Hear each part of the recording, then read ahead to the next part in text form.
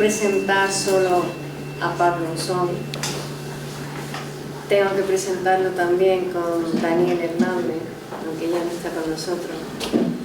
Y os cuento que cuando yo conocí a Daniel y a Pablo fue porque vinieron a presentar un documental que se llama Una realidad paralela, y lo presentaron en mi empresa anterior. Y yo me imaginaba que los productores y directores de cine pues eran personas frívolas, que estaban, no sé, eran como muy estresados, muy atacados, no es la imagen que yo tenía, claro. De repente me llegan allí a la empresa dos personas súper pacíficas, amorosas, que meditaban, que estaban en una sintonía de no pasa nada, todo está tranquilo. Y yo decía, estos son los productores, directores tan histéricos que yo me imaginaba, para nada, ¿no? Dos personas súper amorosas. Daniel nos dejó el año pasado, a finales de octubre, y me acuerdo que la última vez que hablamos me dijo, yo contigo siento que siempre estás a mi lado, por muy lejos que te hayas ido, ¿no? Y hoy siento que Daniel también está aquí con nosotros. Entonces presento a Pablo Son, que es director y dueño de Alea, productora con muchísimas películas, muchísimos documentales que llevan 20 años, creo, ¿verdad?, en el mercado. Y bueno, le dejo que él nos cuente lo que quiera, porque me parece que es una de las personas realmente conscientes también, y la más consciente que yo conozco en el cine. Gracias.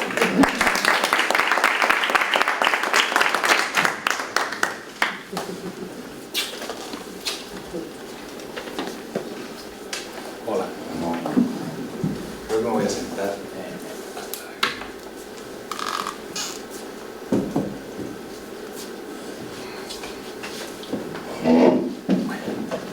Pues gracias, Adela, muchas gracias por convocarnos, a Richard, que lo he conocido hoy, a todos vosotros por estar aquí, y a mi colega detrás de la cámara, que digo gracias. Bueno, pues sí, yo os voy a contar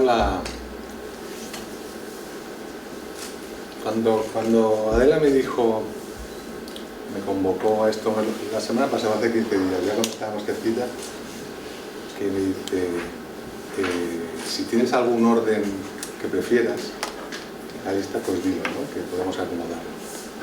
Entonces no sé por qué yo pensé, pues el último, porque imaginé un poco lo que ha pasado, que no ha dado tiempo, yo creo, suficiente de que preguntarse, o sea, de saber realmente dónde estabais vosotros y cuál era, o sea, en qué podíamos aportar nosotros que realmente os ayudase a lo que fuera. Entonces yo, si tenéis preguntas para mí o para cualquiera de los demás y queremos dedicar esta media hora a eso, yo encantado. Si no, yo cuento mi película, que yo me la sé ya. Entonces, como queráis, que si queréis, porque me parece que queda media horita nada más. Sí, porque yo... O sea que como se ha ido retrasando todo, acabamos a las 9, entonces vosotros decidís. Cuéntanos un poquitito. Os cuento un poquito. Vale, también me ha pasado eso, porque Adela me preguntó, ¿y de qué vas a hablar? Y digo, no lo sé, porque es un poco como intento vivir ahora la vida, no preparar nada. Vengo aquí a ver qué pasa y a ver qué es lo que me pide el cuerpo a que salga, ¿no? que salga lo que tenga que salir. Entonces me he dado cuenta que nosotros fuimos una empresa que empezó siendo muy consciente, que se volvió súper inconsciente y que luego está donde está, que no sé muy bien dónde es, yo creo que es bastante consciente, pero sí que ha habido un camino curioso. Entonces una historia pues que a lo mejor con lo que os explico sirve de algo, ¿no? Nosotros empezamos hace 20 años, en 1994 exactamente, y éramos Daniel y yo, y éramos dos locos de la imagen, del cine, de la fotografía. fotografía, que cada uno llevábamos ya pues, unos años trabajando. Y cuando nos juntamos dijimos, vamos a montar una productora para hacer documentales. Entonces esto es año 94, es decir, que hace prácticamente empezaban las teles privadas, que tenía otra panorama muy distinto al de ahora. Eso aún el vídeo estaba empezando y prácticamente en España no se hacían documentales. Entonces era un poco como los 120 empleados de Gustavo, que era un sueño, era decir, a ver si somos capaces de vivir haciendo documentales. Y en ese momento parecía imposible, porque en España no sé, o sea, no había mercado, ¿no? Con las palabras estas del negocio, no había mercado. Entonces, en ese sentido creo que éramos muy conscientes, porque teníamos un sueño muy claro. Y luego, cuando nos costó poquito encontrar el nombre, enseguida le llamamos Alea, pues la Alea Chacta es, pues la suerte está Chacta, era como venga, por todos. Y entonces sí que decidimos hacer unos estatutos de la empresa. Y los estatutos de la empresa era que Alea tiene que ser una empresa que hace feliz a Daniel y a Pablo. Estos eran los estatutos de la empresa y no había más estatutos. Entonces, la idea era que cada vez que hubiese un conflicto, ir a los estatutos. O sea, cada vez que había algo, ¿esto está haciendo feliz a Daniel? No, entonces no lo hacemos. Sí, entonces lo hacemos. En ese sentido, ahora, 20 años después, yo lo veo como coño, que éramos súper conscientes. No éramos conscientes de que éramos conscientes, que no lo éramos para nada, pero ahora lo miro y digo, joder, pues qué tíos, ¿no?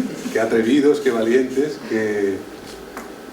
o sea, un poco, yo he sentido, me ha encantado la charla de Gustavo, porque he sentido que para mí este nuevo mundo que estamos todos buscando, es lo que nos habrá gustado. O sea que yo creo que está muy bien ir a la teoría y a quién soy yo. Yo he pasado por todo eso, he ido a 200 talleres, he hecho un montón de retiros, medito, todas estas cosas. He pasado por todo eso y estoy ahí, pero a la vez también he vuelto un poquito a tierra, creo. Entonces, al final se trata de ser buenas personas, para mí. O sea, como eso, o sea, ser buena persona. ¿Y qué es ser buena persona? Pues cada uno sabe lo que es para él ser buena persona, que no sea lo mismo para cada uno. Pero cada uno, si es honesto y si se escucha, sabe lo que es ser buena persona. Entonces, es un poco lo mismo. Ante cualquier decisión que tienes que tomar, empresarial, personal, evidentemente, pero en este caso, cuando hablamos de empresa empresarial, pues te planteas, ¿estoy siendo buena persona? Y si no, si tienes la valentía, pues no lo haces, aunque a lo mejor con eso vayas a ganar mucho dinero, o aunque a lo mejor que pueda darte muchos beneficios. Si quieres ser consciente, si quieres entrar dentro de la burbuja esta de empresariado consciente, yo creo que esa es la clave, ser buena persona. Y eso está de toda la vida, es lo de los abuelos, era la manera en que educaban, porque eso se ha perdido un poco, los padres educaban a sus hijos, digamos, lo más importante es que seas buena gente. Lo más importante no es que ganes mucho dinero, lo más importante no es que seas muy famoso, lo más importante es que seas buena gente.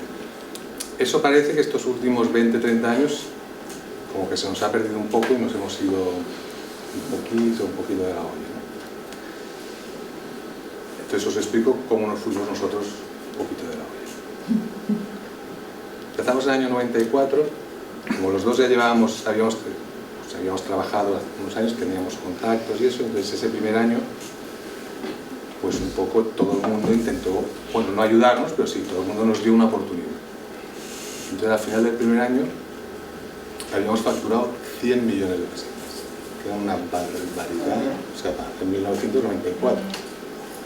Los dos no teníamos ni la más remota idea del mundo empresarial, es decir, cada uno éramos eso, dos directores, que éramos creativos, así, bastante alocados, y de repente vemos que a final de año hemos currado como locos, o sea, 7 días a la semana, 24 horas al día, haciendo cosas más o menos bonitas, y hemos facturado esos 100 millones de pesetas, estábamos alucinados. Era un gran éxito, encantados, maravillados, empezamos ya a tener gente en plantilla, etc. Entonces al cabo de un mes nos viene el gestor y nos dice que habíamos perdido 10 millones de pesetas. O sea, que habíamos facturado 100, pero que habíamos perdido 10. Porque no teníamos contabilidad, no teníamos ningún tipo, o sea, no había nada. Nosotros trabajábamos, hacíamos vídeos, que es lo que nos gustaba, y hacíamos las peliculitas, hacíamos las cosas, estábamos en el entusiasmo de que nos pedían cosas, la gente, pues eso nosotros lo hacíamos, poníamos todos los medios que hacía falta porque queríamos hacerlo lo mejor posible y nadie estaba mirando costes ni nada por el estilo, ni historias. Entonces al final del primer año resulta que debíamos 10 millones de pesetas. Entonces era como alucinante, porque algo hemos hecho mal. Entonces ahí nos entró el miedo, que es el gran, ¿no? Siempre el gran enemigo, el miedo. El miedo a decir, primero, ¿cómo vamos a devolver estos 10 millones de pesetas que no tenemos? Y luego, así no podemos seguir. Porque claro, no podemos, o sea, facturar más de lo que hemos facturado este año nos parecía imposible, o sea, nos parecía que habíamos tocado el techo y resulta que habíamos perdido. Entonces ahí empieza toda una etapa de aprender a ser empresario. Entonces, como teníamos amigos que eran empresarios exitosos en el sentido de que ganaban mucho dinero, pues vamos a pedirles consejos a estos amigos. E incluso incorporamos a 2 como socios de la empresa. Y entonces nos tiramos como 3 o 4 años donde la obsesión era todo esto, pues lo que deben dar aquí en esta universidad. Todo esto de los Excels, del plan de empresa, de la previsión de ventas, previsión de compras, todo este mogollón, convencidos de que esto era la manera de que funcionase una empresa, porque si no, pues perdíamos dinero. En este camino empieza eso, que empiezas a mirar todo como pues eso, los seres humanos, etc. Ya no se pierden, tomas una distancia, entonces todo va en función de ese beneficio que tienes que conseguir. Y lo que al principio era esa empresa, ese primer año, una empresita de colegas entusiasmados con un sueño brutal, progresivamente, porque no fue progresivamente, se va convirtiendo en una empresa en la que somos 2 jefes, Daniel y yo, que empezamos a estar de bastante mala leche, porque tenemos mucho trabajo, porque para poder mantener la estructura, o sea, como cuando empiezas a hacer números, ves que es eso, claro, el primer año fue muy bien, porque perdimos 10 millones, entonces claro, pagabas los sueldos que pagabas, todo eso, pero luego ves que eso no es sostenible. Entonces empiezas a ver que parece que haciendo lo que quieres hacer no puede ser rentable. O sea, haciendo documentales en España no podemos ser rentables. Entonces, ¿cómo lo hacemos? Pues vamos a hacer muchos. Vamos a intentar que nos contraten muchos. Por lo que fuera, pues lo deberíamos hacer bien y esto pues empezó a pasar. Empezamos a hacer muchos, o sea, que trabajamos pues, para Documentos TV, para Canal Plus, para TV3. Los pocos que hacían documentales, nosotros estamos en todos lados. Íbamos haciendo las cosas, quedaban contentos y entonces nos seguían pidiendo. Pero en este montaje empezó a pasar eso, que nos convertimos en una empresa. Entonces, una empresa, digamos, inconsciente. Nos olvidamos de lo que estábamos haciendo y el objetivo era eso, que a fin de año los números cuadran. O sea, sí que seguía habiendo un orgullo por el trabajo que estabas haciendo, sí que seguía, pues, como somos absolutamente vocacionales y es el terreno creativo, pues eso no lo puedes, ahí no hay negociación, digamos, porque es más poderoso que tú, pero sí que todo el resto queda hipotecado a que la empresa no perdiese dinero, a poder ser sostenibles económicamente, a poder seguir un mes, otro año, otro año. Así van pasando los años, vamos creciendo, empezamos a hacer trabajos ya pues eso, con la BBC, con la ARC, pues, somos de las primeras empresas que salen afuera al extranjero, porque vemos que aquí en España el mercado se nos ha quedado pequeñito, tenemos que salir afuera, empezamos a coproducir. Y sigues en esa, o sea, bueno, teóricamente era un modelo muy exitoso, que estábamos siendo pues, de las empresas más punteras en España, estábamos haciendo trabajos que nos gustaban mucho, que estaban reconocidos, ganaban premios, tenían buenas audiencias, etc. Pero en el camino lo que estaba pasando es que nos pasó, lo bonito fue además que nos pasó a los 2 a la vez, o sea, tanto a Daniel como a mí, que realmente empiezas a ver que ya no te gusta tu trabajo. O sea, que lo que había originado como una empresa de un sueño, de una ilusión súper vocacional, ha pasado una cosa que yo ya lo que quería era que se entregase ese producto como fuera. Ya no quería saber ni cómo se hacían. O sea, yo recuerdo momentos de entrar en el despacho, o sea, de abrir la puerta, entonces era todo, Pablo, Pablo, Pablo, y yo me iba corriendo, entraba en mi despacho, me encerraba, pero de verdad era... Pues sabía que había 40 marrones ahí, como decía Gustavo, todos son marrones, o sea, al jefe solo te llega el problema. O sea, lo que es el disfrute, lo que es todo eso, está en eso, y a ti solo te llega el marrón, el problema. Entonces así nos tiramos unos añitos hasta que petamos. O sea, y prácticamente os lo sabéis. Eso que petas físicamente, ya sea la incomodidad de tu cuerpo y de tu alma, que todo es tan grande que es que ya prácticamente no puedes ni ir. Eso fue, como siempre, una gran bendición, un gran regalo, porque eso nos llevó a iniciar el camino, un camino de la búsqueda, ¿no? Un camino de búsqueda que nos llevó, pues, en ese momento era todo este mundo del conocimiento de uno mismo a través de las terapias, los talleres, y estuvimos eso, un par de añitos, ahí conocimos a unos personajes, y entonces tomamos una decisión. Quiero decir, mira, esto estoy hablando del año 2004, hará 10 años. O sea, estuvimos como 8 añitos en ese mundo de ir progresivamente cada vez más a la locura, hasta que explotamos. Y entonces dijimos, bueno, se ha acabado. O sea, ya no presentamos ni un proyecto más. Habíamos hecho estos talleres, entonces empiezas a creerte lo de confía en ti mismo, cree en tu interior, créete, o sea, deja, o sea, escúchate, porque es que cuando estaba hablando de Gustavo me encantó porque a todo el mundo conecta contigo, escúchate y sabes lo que tienes que hacer. Pero conectamos con nosotros, nos escuchamos y lo que nos salió a los dos es basta. O sea, basta de estar generando una maquinaria que solo sirve para pagar unos sueldos en las que no podemos tratar bien a la gente, en la que, que ya no nos gusta lo que estamos haciendo, cuando somos vocacionales, cuando somos unos enamorados de nuestro trabajo. Entonces, basta. Si así no puede ser, tengamos el valor y el coraje de parar. Entonces decidimos parar, teníamos un dinero ahorrado, entonces con ese dinero producir un documental que queríamos producir desde el corazón. Era un documental que era imposible que nos financiara ninguna televisión ni nada, porque era, un poco eso, hace 10 años, gente que se había atrevido a cambiar y era bastante, pues eso, bastante new age, bastante espiritual, gente que canalizaba cosas, etc. Se llama Una realidad paralela, está en YouTube, se puede ver en cualquier. Hacemos el documental con la idea de no presentamos ni un proyecto más y que pase lo que tenga que pasar. Confiando, por una parte, en que ese documental va a ser un éxito que va a transformar el mundo y la humanidad. Porque estamos diciendo unas cosas, en esos momentos cuando estás ¿no? Cuando estás ahí en esa nube, estás convencido de que tienes la verdad y que es increíble que el resto de la humanidad no haya entendido. Porque esto es la verdad y la realidad y que está clarísimo, y que el mundo mañana va a cambiar y se va a transformar en un paraíso. Acabamos el documental, bueno, tuvo la repercusión que decidimos hacer, hacíamos pases en la productora, tuvo la repercusión que tuvo, que fue al principio bastante pequeñita, más bien la gente se enfadaba, o sea, que nos miraban y decían, estáis locos, que estáis pirados, todo el sector, claro, toda la gente que nos había conocido todos esos años se han metido en una secta y se han vuelto locos.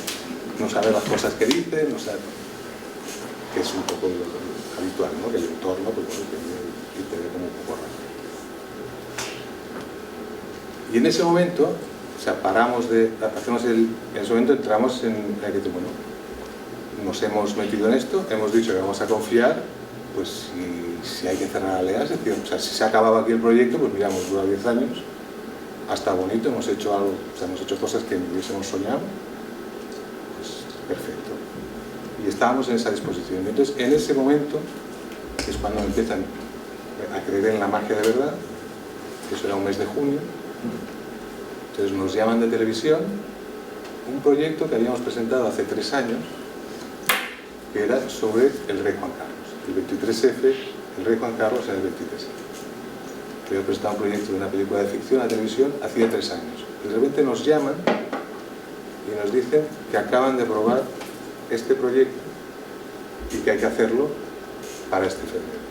Encima nos explican un poco los pormenores y había 3 proyectos, o sea, hasta en ese momento, no sé si os acordáis de esa película, es la miniserie del 23F de Televisión Española. Pues en ese momento aún no se había hecho, o sea, era hacer algo del rey, era como atrevidísimo. O sea, en Televisión Española el riesgo era porque eran muy modernos, era de la época Zapatero, entonces se sentían como muy atrevidos y era como, vamos a tratar por primera vez al rey en televisión. O sea, increíble, hace 10 años. Y había un proyecto del Mundo Televisión, un proyecto de Globo Media, que es una de las grandes productoras de aquí de España, y un proyecto de Alea, los chavalines esos que hacen documentales, ¿no?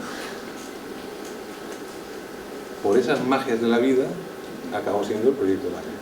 O sea, nos acaban decidiendo, bueno, habíamos presentado nosotros una propuesta, les pareció que nuestra propuesta, y la persona que había responsable del departamento de ficción decidió que quería confiar en estos chavales que hacen documentales. Entonces decidí, bueno, era una locura, era empezar en junio, había que entregar en enero, había que hacer 2 capítulos, o sea, desde empezar el guión, eso normalmente pues tardas 1 año y medio, 2 años en hacer eso, y habíamos de hacerlo en 6 meses, y era la primera que lo hacíamos. Entonces era como todo, pero entramos en ese, era como estábamos en esa nube, sin nube en ese momento, era como, ¿ves? Como el mundo es justo, y ves, como si te paras, decides desde el corazón lo que tienes que hacer, los regalos llegan. Y ahora lo digo en cachondeo, pero yo me lo creo, o sea, yo estoy convencido de que fue así, fue así, porque nosotros, y sigue siendo así, porque en ese momento tuvimos... Sí. Perdón, yo tengo una anécdota de mi trabajo, yo digo, y aparece simplemente afirma el mismo camino. Perdón. Que eso, no, pues eso es lo... Yo cuando has hablado me he sentido muy identificado. Y ahí sí que entré, ahora lo está viendo, sí que es verdad que entonces, porque ese proyecto me ocupé más yo que Daniel en este caso. Normalmente siempre nos repartíamos un poco las funciones, era una relación muy peculiar la que teníamos él y yo, éramos como hermanos del alma, amigos íntimos, socios y todo. Tenemos una pareja de 8. O sea, lo único que no había era sexo, pero todo demás. Y de repente lo mismo, me entró una certeza de que lo prioritario en este proyecto era conseguir que hubiese buen rollo. Pues en el mundo del cine, nuestro mundo, como decía un poco el estereotipo, en el mundo del cine es un mundo bastante histérico, bastante estresado, con muchísimos egos,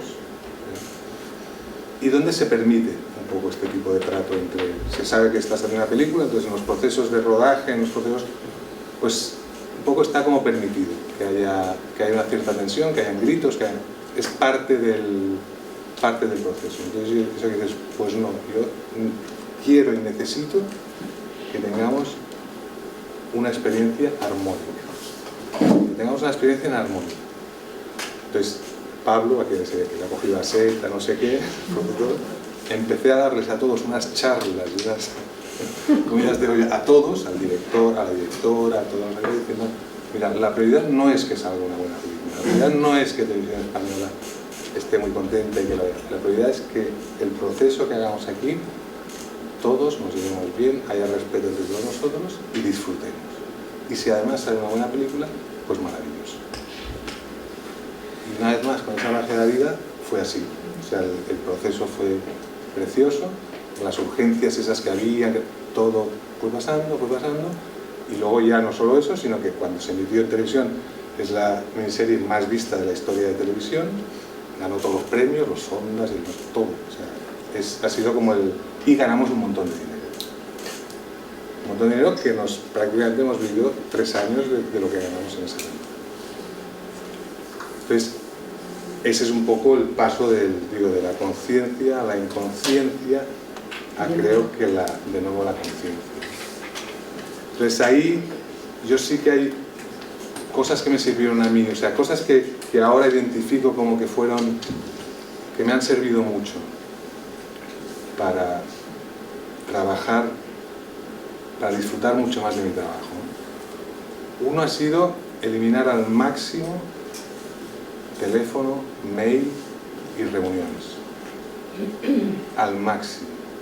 O sea, por lo menos en nuestro sector, y creo que es en la mayoría, y creo que bastante en España, hay una tendencia a reunirse constantemente, a ir a comer constantemente, para generar la siguiente reunión, porque realmente nunca se llega a ninguna solución, nunca se habla, o sea, es solo como vuelves a liarla hablando el uno con el otro, entonces tienes que hacer otra reunión para volver a hablar lo que hablaste en la anterior, y así te tiras reuniones y llamadas, emails que tienes que contestar. Entonces yo empecé a hacer primero un subscribe a todo, o sea, todo lo que me llegaba, un subscribe, fuera. O sea, que el mail era que yo durante la época de la locura, yo ahora entiendo, yo me sentía importante porque tenía 14 tíos esperándome en la sala de espera, 40 llamadas sin contestar y todo eso. Y en el fondo eso es puro ego, todo ego, que te hace sentir que eres la hostia porque hay tanta gente esperándote y tanta gente y maltratas a la gente. Una de las cosas que a mí la experiencia me ha dado, y está claro, que cuando eliminas el máximo de ruido, el negocio no se resiente. O sea, el dinero, el beneficio, lo económico no se resiente. Más bien la gente lo agradece. O sea, porque prácticamente estamos todos metidos en la misma historia. Entonces haces la llamada y todo. La mitad de las llamadas es, perdona, que no te digo, no, que no se oye bien, que no sé qué. Ahora yo intento hacer solo las llamadas que son absolutamente imprescindibles para el trabajo. Otra cosa es si ese tío es amigo mío, o sea, si somos amigos o si tenemos que hablar de algo. Evidentemente el teléfono es una herramienta que está muy bien para utilizarla con gente con la que no te puedes ver en directo. Pero yo creo que tenemos, en general, hay un exceso de ruido en forma de llamadas, mails y reuniones. Y las reuniones para mí especialmente. Entonces, durante un tiempo estuve pues eliminando todo esto. El efecto normalmente que tiene es que la gente deja de llamarte, que dejas de recibir emails y que dejas de tener reuniones, pero no las importantes. O sea, las de verdad siguen estando. Pero el teléfono ya no suena. Yo pasé de tener 400 euros de media de gasto telefónico, ahora que tengo 30, me parece que es el plan de no sé cuántos, 30 minutos al mes, así. Es lo que, y normalmente no llego. ¿Por qué? Pero bueno, es un trabajo consciente, es decir, yo no llamo, o sea, si no es fundamental, no llamo. Hoy he llegado a la casa donde estamos hospedados y no me contestaban al teléfono. Y digo, yo no quiero llamar a Leo. Yo me quiero esperar a ver si me abre. Al final, como ha pasado 10 minutos, le he llamado. Pero hasta ahí, para mí es importante. O sea, creo que está bien. Y que si todos, para empezar, no le das teléfono a Telefónica, o sea, no le das ninguna Movistar, no le das... Pero sobre todo no estás metiéndote ruido en la cabeza. Ruido, que en el fondo tiene normalmente mucho que ver con el ego. O sea, con el ego o con la distracción. O sea, con no estar atento y distraerte con cosas. Llamadas muy importantes que tengo que hacer porque tengo que decir no sé qué. Y entonces vas dándote cuenta de que importante hay casi nada. Desde el mundo de empresas sí hay unas llamadas pues a los clientes, a los proveedores, a no sé qué, pero las mínimas indispensables, y de verdad que yo creo que no se resiente nada. O sea, no se resiente el negocio, más bien lo agradezco. Y luego la otra es la de hacerle mucho caso, hacerle todo el caso a la intuición. A la intuición. A eso creo que es lo que decimos, al conectar al corazón. Ante yo no le llamo un problema, sino ante algo que pasa, que hay que solucionar, normalmente hay te viene una idea. Pero como nos han enseñado en general a que ser un buen profesional quiere decir que has de valorar todas las posibilidades que hayan, y una vez hayas valorado todas, las miras y no sé qué, las estudias y entonces escoges. Pues no, yo por lo menos te vuelves loco, es muchísimo tiempo que tienes que estar haciendo. Evidentemente hay cosas que tienes que investigar. Yo, si cuando estoy haciendo una película, hay cosas que tienes que investigar, hay cosas que tienes que hacer, pero lo mismo, ser consciente de dónde, o sea, Si tú has encontrado la solución, y eso te lo dice la intuición, el corazón, como se le quiera llamar, coño, confía. Confía en tu sabiduría, confía en que eres un tío súper sabio, como todos, es que todos lo somos. Es verdad que ahí parece que hay, a la mayoría necesitamos hacer un trabajo de búsqueda y de autoconocimiento. Yo creo que hay gente que no, o sea, que no le hace falta ni un taller ni nada, y que ya, probablemente Gustavo no ha hecho ningún taller ni nada, ¿sí? No, sí que hizo. Ah, bueno. Otra gente. Y me han pasado cosas importantes que me han observado. Pero bueno, que casi, bueno, esto es de sabiduría, yo creo, innata, ¿no? Confía en ti, confía en ti. Era un poco, y entonces cuando confías en ti no existe la competencia, no existen los problemas, no existen. Si una cosa es eso, si el negocio no tiene que salir, es que no tiene que salir. Es que no tiene que salir. Entonces tú lo único que puedes hacer es confiar y poner lo mejor de ti mismo. Y a partir de ahí el universo provee. Y parece, yo por lo menos lo que estoy viendo, que es que el universo provee. O sea, que es verdad. O sea, que no son libros, no son frases de libros, que es que cuando lo vives, pues dices, coño, pues yo sigo así. O sea, pues sigo así, sigo sin llamadas de teléfono. Y sigo, como decía, yo escojo a mis clientes. Yo ahora escojo a los clientes. O sea, pero al final, ¿a mí qué me hace? Pues estar tranquilo. Y no volver, o sea, porque si no, yo ya me veo volviendo a la locura, volviendo a ese punto donde has perdido el alma, no sabes lo que estás haciendo, y entonces pierdes la pasión y dejas de ser consciente, evidentemente, porque estás haciendo una cosa que no es la que te corresponde. Y yo creo que eso es un poquito lo que quería explicar. Si acaso lo primero que